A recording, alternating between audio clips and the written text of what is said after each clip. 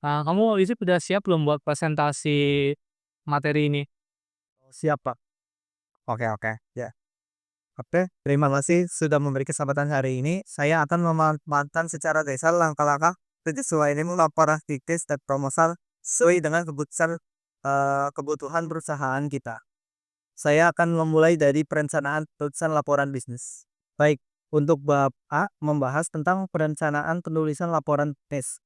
Pada dasarnya, laporan bisnis sangat bergantung pada skala perusahaan. Perusahaan kecil biasanya tidak membutuhkan laporan formal dan rutin. Sementara perusahaan skala menengah hingga besar wajib menyusun laporan secara rutin dan menerus. Karena semakin kompleks aktivitas perusahaan akan semakin besar pula kebutuhan untuk laporan titis sebagai dasar pengambilan keputusan. Oh, berarti semakin besar skala perusahaan, kebutuhan informasi semakin mendesak ya, Pak? Ya, betul. Contohnya, jika ada masalah penurunan penjualan, seseorang manajer perlu mengumpulkan data, menganalisis penyebab masalah, menarik kesimpulan, yang memberikan saran. Semua itu dirangkum dalam laporan bisnis agar keputusan yang diambil lebih efektif. Oke, kira-kira apa aja sih fungsi dari laporan bisnis yang perlu kamu sampaikan ini? Penggolongan laporan bisnis. Laporan bisa diklasifikasikan berdasarkan beberapa aspek.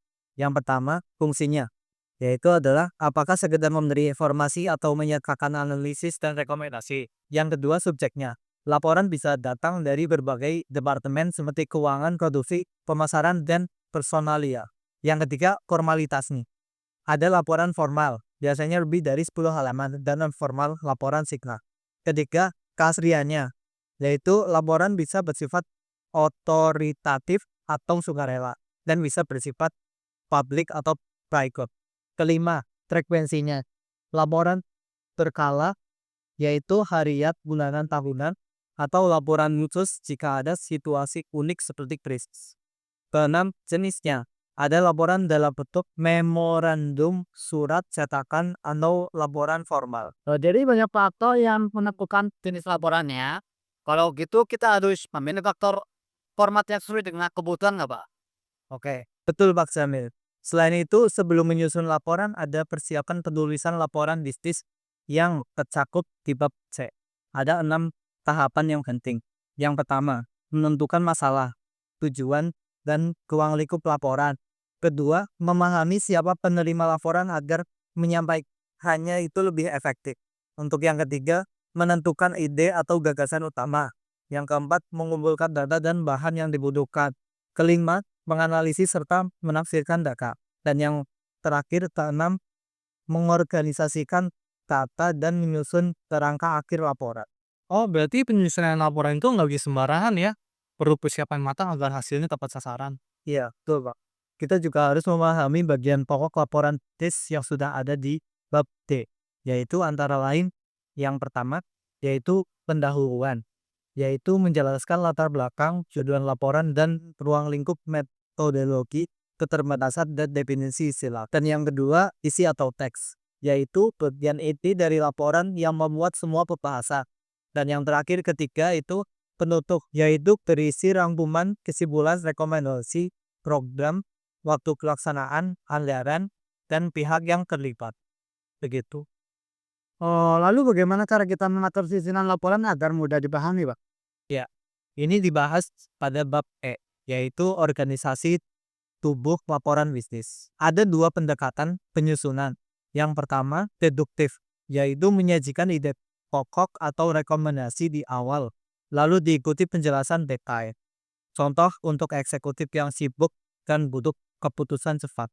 Dan yang kedua, induktif, yaitu menyajikan faktor terlebih dahulu, kemudian kesimpulan dan rekomendasi. Di akhir ini cocok jika laporan mengandung kabar buruk atau memerlukan kejelasan rinci sebelum kesimpulan. Oh, kalau saya sih lebih suka pendekatan yang deduktif ya, lebih cepat, langsung dan masuk titik masalah gitu. Tapi jika laporan kita ditujukan untuk pihak luar seperti investor atau pihak kreditur, maka format laporan harus formal dengan tingkat detail yang tinggi, seperti metodologi riset, analisis, dan rekomendasi. Ini untuk memastikan laporan kita itu kredibel dan profesional gitu, Cak. Oke, saya rasa sudah jelas ya. Dan ini kesimpulannya, laporan bisnis harus direncanakan, disusun dengan struktur yang tepat, dan disesuaikan dengan kebutuhan perusahaan. Bagaimana Pak Meken? Ada pertanyaan? Bagus sih pendapatmu ya.